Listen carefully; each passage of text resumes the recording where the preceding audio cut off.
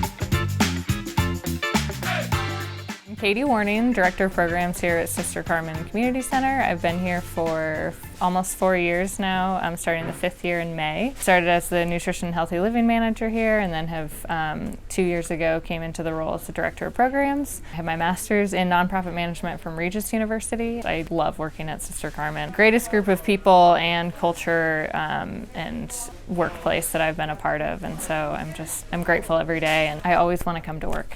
Yeah, so Sister Carmen Community Center, we're a non-religious organization that's been serving East Boulder County for over 40 years. In 1970, there was a nun, Sister Carmen Potasnik, who was sent to Lafayette to assess the needs in this area. She just became such an important person and role in the community. She was able to work closely with the monolingual community. She was a Spanish-speaking nun, and she was able to see what needs were here. A lot of community members kind of rallied around her, started donating clothing, food, other sorts of goods, and she was able to redistribute it out to people who needed it. So she was here and eventually had to go back to California, but there was a lot of great community members that just wanted to carry what she had created here forward, and established the Sister Carmen Community Center in 1978 was when we became a 501c3 organization. It's grown significantly since then, so from being in a small building, thrift store on Baseline used to house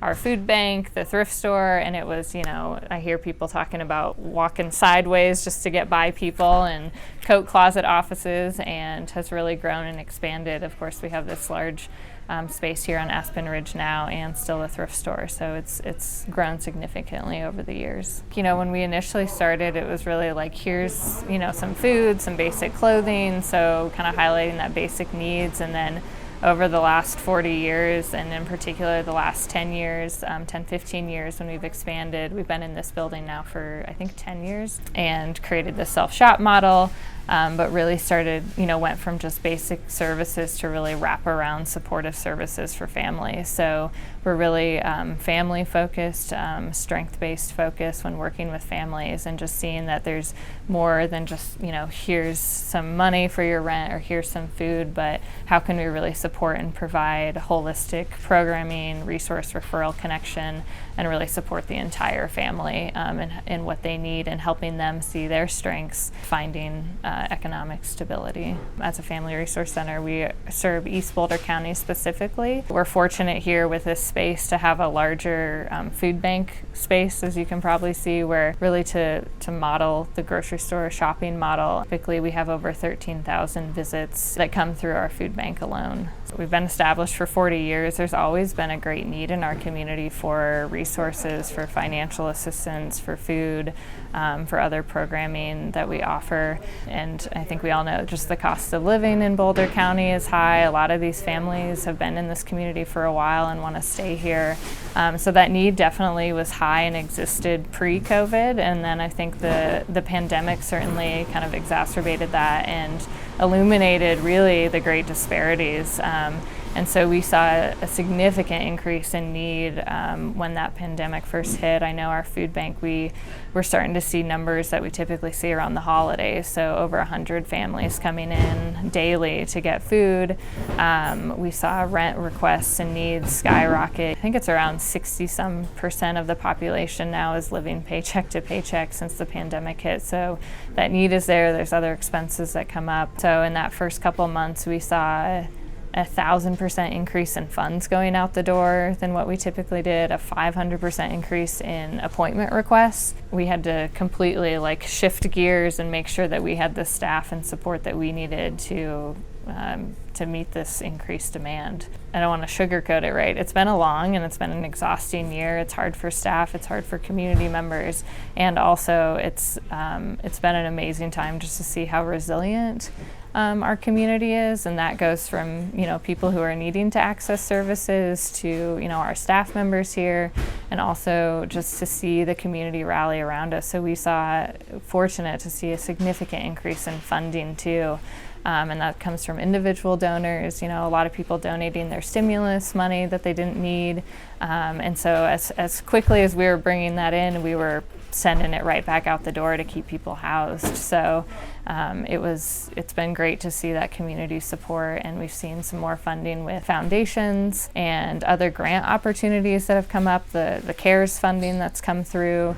And we've actually been able to, particularly, for example, with our food bank, been able to use that funds to support local farmers and local shops here to purchase food for the food bank. So we worked with Wisdom Poultry Farm, Olin Farms, El Mercado to get food for the food bank and spend those funds that way. And I know it's been a huge support for those local farmers and shops. It's interesting when the pandemic hit, it's like all of leadership is okay, people are anxious, we got to make a shift because we want people to feel safe and they can still come and access the resources that they need.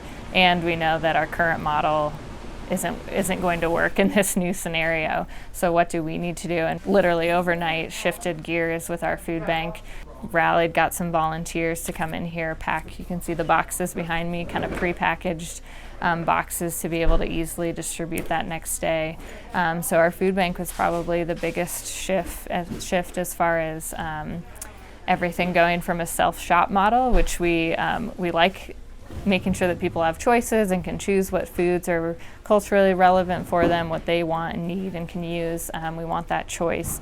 And so we had to reimagine how we can still provide that choice, but also in a way that keeps the community safe, keeps our staff safe. So we did have a lot of volunteers drop off, but we're fortunate that we had enough that were still able to be here. It met our kind of requirements. We wanted to make sure we didn't have too many people in the building. So when we shifted to a drive-through distribution model. And so families can drive up. We have a staff that just kind of greets them, checks in, gets a few basic information. And we have a box of non-perishable food items that's pretty set and standard, but then we always ask for special request items. We have milk, produce, dairy, we have frozen meat usually that we can offer, and so toiletry, household items. So we have been able to still add that element of choice and getting special requests, because we know, right, one diet doesn't fit the same family, so we want to still honor that and make sure people are accessing the food they need. Our financial assistance appointments, we're primarily doing in person, and so we shifted gears, and all of that has been shifted to by phone appointments, which we found has been really helpful for families and something that we want to carry on into the future beyond the pandemic, just to, again, reduce those barriers and make sure that families, again, can access the resources that they need. And then we had nurturing parenting classes going on. We had digital divide classes going on, or digital literacy tech classes going on at that time. and shifted gears to virtual. So, over the course of a week, trying to get people up on Zoom, and if you can imagine you're teaching a digital literacy class, and now you're trying to teach somebody over the phone virtually.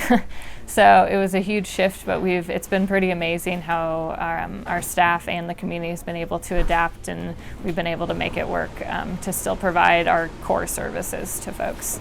We have 3 main program areas here at Sister Carmen. So it's our nutrition and healthy living, which mostly encompasses our food bank. We have an on-site garden that we were able to keep up and going last summer to still provide fresh produce for our food distribution. We have community and family education programs, so that's nurturing parenting classes, just support groups for parents, digital literacy, kind of tech support classes, and that's ranged anywhere from, hey, I don't know how to sign up for a vaccine, so our digital divide coordinator's calling and helping somebody sign up for the vaccine, to like, everything's remote now for my kid and I don't know how to support, like, oh, great, let's have a one-on-one, we'll kind of walk you through this. So that digital divide became even more evident, I think, over this last year, and making sure that kids had access to devices. And so I think we logged over, I think it's almost 1,500 hours with people last year just on digital divide support. We have our advocacy program area too, so that's going to be our one-on-one support for individuals, families, around financial assistance, other resource referral connections. So Sister Carmen has a lot of co-located agencies here, so SPAN, Safe House Progressive for Nonviolence, they're here. We have St. Benedict's, El Paso, Engaged Latino Parents, Advancing Student Outcomes, Mental Health Partners, so just a lot of different resources that we're kind of a hub here. A thrift store has been a huge part of the organization. Unfortunately, we did have to close the thrift store down over the summer, and a huge part was we needed some of that staff too to help out in our food distribution. So we once relied on a lot of volunteers, and that model shifted and required more manpower. But I think one thing to keep in mind is, like, Sister Carmen was here and the need was high before the pandemic. And I think as things start to reopen, people start to kind of get back to their normal routines. But unfortunately, there's going to be people who are impacted long-term by the pandemic. And again, just that continued need. So I think there's a lot of ways community continue to support. And money is always helpful. So donations of funds just help us to make sure we can keep the lights on and keep things moving, get services out the door. Donating time, I think over the summer we'll have more opportunities for volunteering. We can be creative as far as off-site volunteer, a neighborhood food drive, gather your neighbors, get some food, bring it in. Shopping at our thrift store. So we did see a huge loss from our thrift store being closed, and that funding that we get through there provides general operating funds for our other program areas. So shopping there, donating there is going to be huge. And then, of course, always just donating food as well. And I think another big thing is just sharing with friends, neighbors, networks that Sister Carmen's here. We're going to continue to be here, and we're going to continue to need support. So making sure people keep that in mind as they kind of go about beyond the pandemic is going to be huge. I'm just amazed that, like, we have a tremendous staff here, and it has been an exhausting long year, and but we've had an opportunity to kind of take a step back and just commemorate a year of pandemic response. There's been a lot of loss. There's a lot of collective trauma. But continue to be amazed at the staff, volunteers, our community that keeps providing support, and also just community members who have been impacted by the pandemic. We're a strong, resilient community. Great. Is that good? Yeah, that was awesome. I forgot to press play, but